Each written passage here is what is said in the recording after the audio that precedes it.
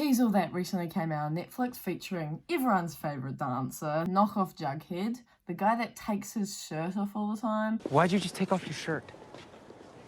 I don't know. And that cute kid from The Game Plan, who's now a bitch. This movie is basically a 2021 version of She's All That from 1991, but you know, gender switched. I kind of don't know why they needed another movie because it's not like She's All That did all that well. It actually did quite averagely. But anyway, this film starts off with Addison Rae, and she's a TikToker. It's me, Paget head to toe here. Obviously. She looks all glam and like rich and stuff like that, but then you quickly cut to outside of her room and all the tones in the shot get quite cold and gives this like melancholy vibe. So she can't afford like her college, you know, her mum can't afford plumbing. She paid for her mum's plumbing. Anyway, let's just cut to school. Her friends, seemingly actually rich, pick her up in this Lexus, and you quickly find out that one of her friends are really nice and the other one's a bitch. Like, immediately, you know she's the villain of the movie. She's not even steering the car with the steering wheel. She's on her phone texting her saying she's here. It then cuts to this, like, Justin Timberlake, Lance Bass, like, S kind of vibe, but, like, a douchebag version of them. This is to introduce the other main character in the film because his little sister is watching the music video, and he's, like, this edgy, hates everything kind of guy. He's so edgy that he doesn't even listen to music in his car. He'd rather listen to his sister singing with headphones on. So Jughead, the character's name is Cameron, by the way. He's now at school taking photos with his best friend. And, you know, I like his best friend. I think she's one of the best characters in the show just because she's a light-hearted, like, has the jokes. Oh, that's okay. Weird's totally our thing. Weird's totally my thing. You get like a little insight on their friendship. Don't forget to take your laxatives, too. The doctor says you need to stay regular. You're so evil, you know that? Bantering with his little sister. Send him to the death row. The main girls then go to Paget. I have no idea how to say the main character's name, so I'm just going to call her Addison this entire video. You know who I'm talking about because it's played by Addison Rae. Cut to her going to visiting her boyfriend on set. Wants to live stream the entire thing because, you know, that's how the world views Gen Z these days, apparently. So she opens the door and Jordan, her boyfriend, is cheating on her with some, like, I guess, model. So Addison gets cheated on, but she's the one that the entire world immediately bashes. I don't really get it because, I mean, I kind of guess that she was dramatic and she overreacted a little bit. I don't think the way she acted was completely uncalled for. She did just get cheated on by someone she was in love with, and the world is on his side. Like, she loses 200,000 followers and he gains followers. It just doesn't make sense. I don't think that would actually happen in real life, but it's a man's world. What can I say? Holy shit, Kourtney Kardashian's in this film because, you know, of course she is. Unfortunate? My ex-husband's hiking accident was unfortunate and he was mauled by bears. Oh my god, is he okay? Better than you. Addison's basically, her life's over. Everyone hates her, or at least 200,000 of her followers now hate her. She's losing her sponsorship deals, and how do we get this all back? Of course. You get the biggest loser in school and you make them hot. In this scene where she's got this revelation to have like a makeover, her best friend suggests a bet. Well, not really. This scene's really confusing. Me and my boyfriend watched this scene probably 5 times. Like, we probably rewound and watched this scene because it was just so confusing. Wow, you make it sound so easy. You don't think I can do it? No, but I do think it'll be fun watching you try. A bet. Not just a bet, the bet. Oh, I would like to see you try. A bet. She never said anything about a bet, and then Addison's like, a bet? No, but I do think it'll be fun watching you try. A bet. Not just a bet. They also say the bet. They don't like initiate what the actual bet is because it's meant to be like, oh, you're gonna find out at the end of the movie. But spoiler alert, all the bet is that the loser has to get loser tattooed. I'm assuming anywhere on the body, but Addison gets it tattooed on her arm. It's just kind of weird to just say the bet rather than like thinking of something on the spot there, because why would they just have that back in the back of their heads to spring out at some point? Like, why is that like a thing that they thought of in the past but was like, no, we'll save this for when we need it? Do people have that? Do people just have bets with their friends that they haven't actually done yet, that they're like, yeah, this will be a good bet for in the future, but let's save it for the future. But they agree on the bet, and so Addison has to find the biggest loser to do up. She basically tries to find the person that doesn't have any followers or doesn't have any social media actually, which of course is Jughead, Cameron. This cuts to a scene of Cameron taking photos of garbage to make art. Garbage. Okay, come on. Look, I mean, there's a perfectly untouched orange next to a discarded math textbook. I mean, it speaks volumes, right? Does it?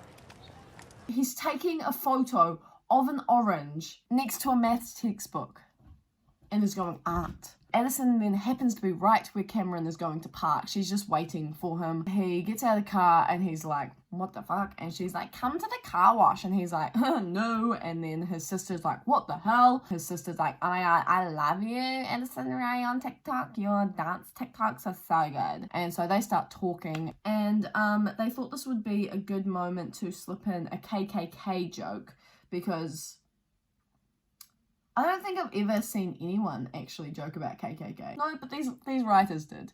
These, I'm assuming, grown men writers. What about movies? Same thing. Everything's Kurosawa, Kung Fu, or Kubrick.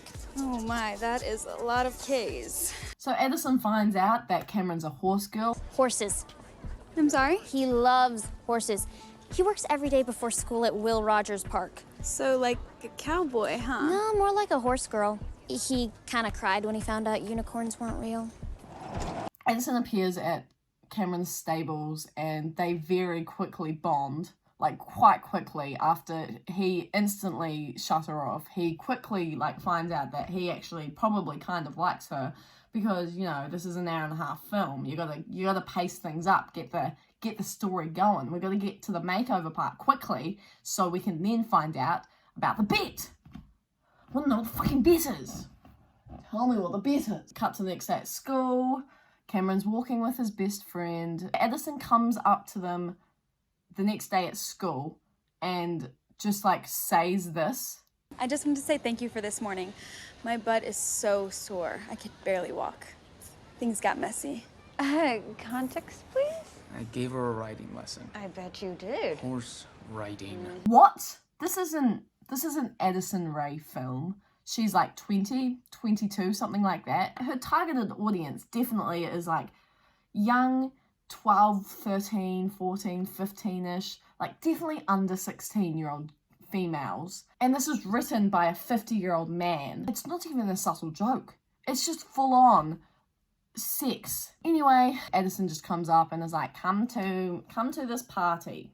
And it's a pool party, but she doesn't specify that it's a pool party, which seems like an important fact when you're inviting someone to a party, is to tell them that you should probably bring swimming togs. They're convinced to go to the pool party, and we see not one, but two sponsors in this scene. Eating free Pizza Hut. Can I get some KFC to go? So they set up that there's like a karaoke at this place by showing Alden and her other best friend, I'm sorry, I don't remember her name, singing, and they're really bad at singing. And Addison comes on, and obviously she's like amazing at singing. Then Jordan is invited by her best friend, who's obviously the bitch, and she sees him with the chick that he cheated on her with. She can't sing anymore. She loses her ability to sing. Friend Cameron is like, I've got to save her. Runs up. He can sing. He's like really good at singing, and they sing Teenage Dream beautifully together, and everyone live streams it. It gets heaps of views, blah, blah, blah, blah, blah. They offer to ride her home. We'll give you a ride. We will? Yeah. They have like a conversation in the car. Addison finds out that, oh my god, Horse Girl was actually also in Glee Club. What a loser. Am I right?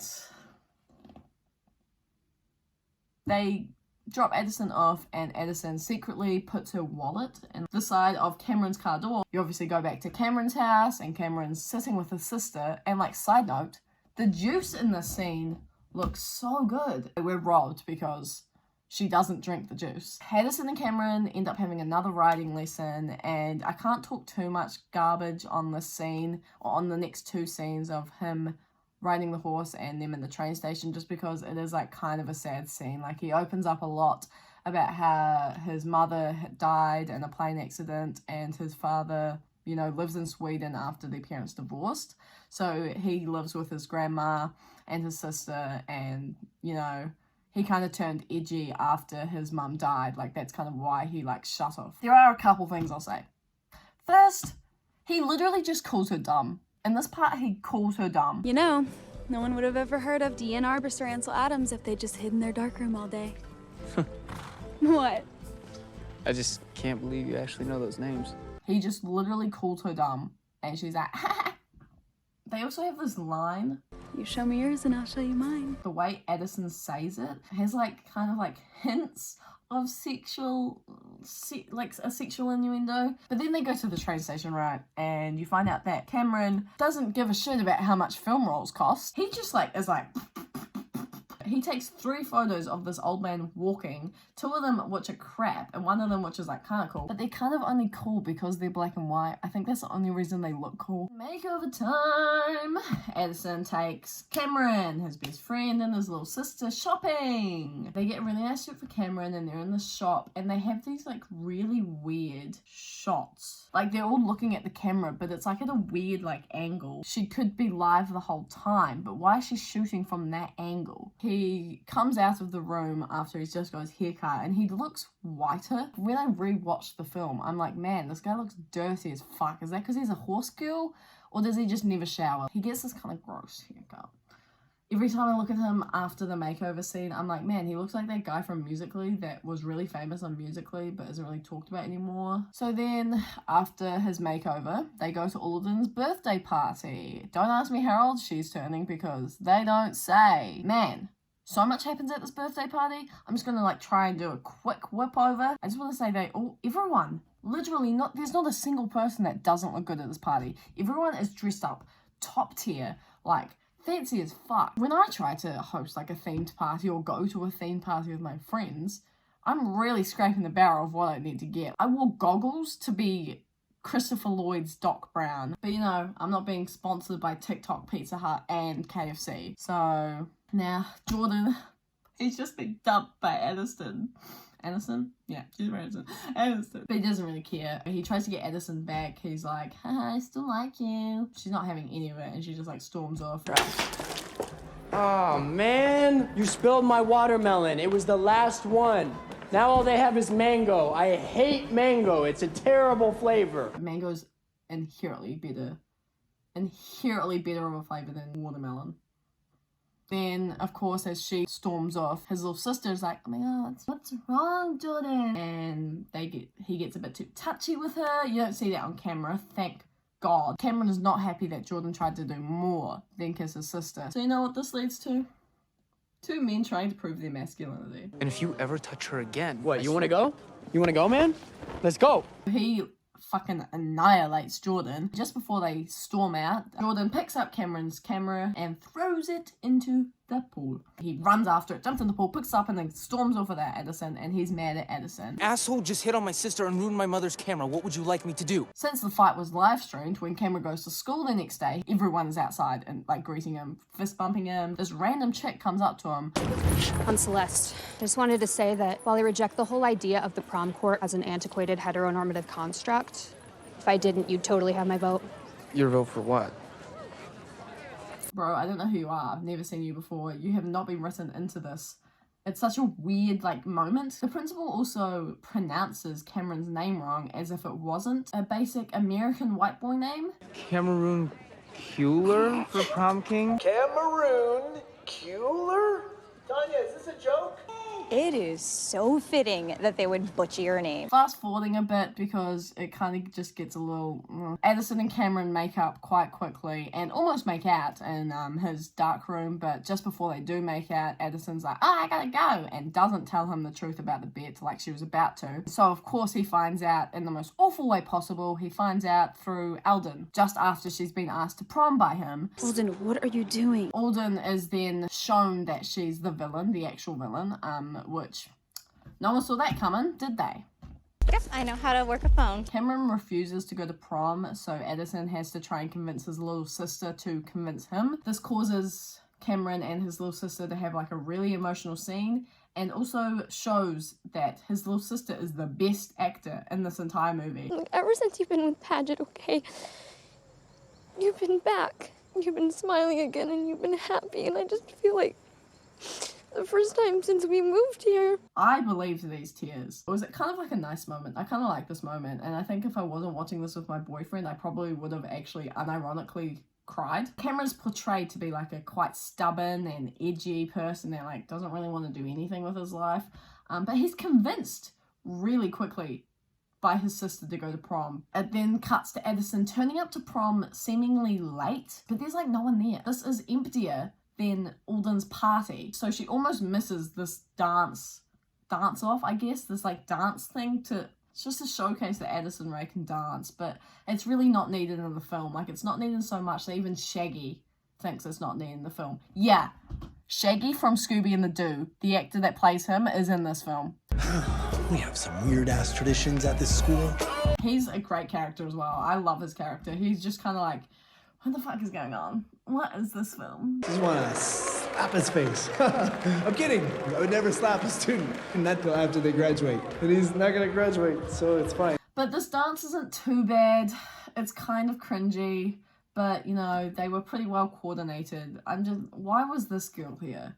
Did she learn the dance in like a week? She wasn't even friends, or she wasn't dating the girl until a couple days ago. Obviously, Jordan is prom king and he wants to take his shirt off again, but the principal's like, nah, not having that. No. Keep it on. Keep it all on. We have all seen plenty of your nipples. Why'd you just take off your shirt? I don't know. And Alden thinks she's gonna win, but obviously Addison wins. So Addison is up on stage. She's giving this really nice, heartwarming speech about how, you know, that's not really who she is. This is who I am. So Addison decides she doesn't want to be prom queen. You want to know who comes second? Because it's not Alden. Alden came fourth. Second is, you know that random girl that they wrote in halfway through the film? That's who won.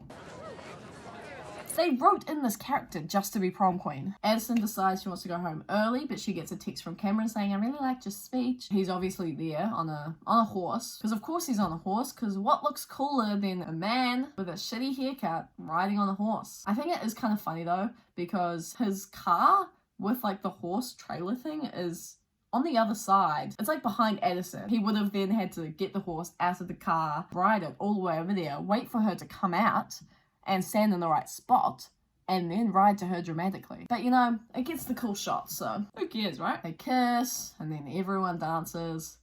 And I mean everyone dances. The film ends post-graduation, I guess, with Addison and Cameron going on this traveling trip. They travel around the world. They get all these really shittily photoshopped photos because, you know, we can't travel in 2021 at the moment. Moral of the story, if you want to be a famous TikTok influencer, you can. Just don't make any mistakes. I'm kidding. I guess it's kind of a nice moral for the young teens watching the film. It's showing that you don't have to fake yourself to be famous. You can showcase your true self. You don't have to be perfect to be on social media. You can have your bad days. You can have acne, you know, it's saying all that sort of stuff. But the message is layered with like so much just like sex and really shit acting that I just don't really care about that part. I watched that movie twice just for this video. That's all for this video. Like if you enjoyed it. Subscribe if you want more content that you can probably get from Drew Gooden's page, but you know, better. Bye.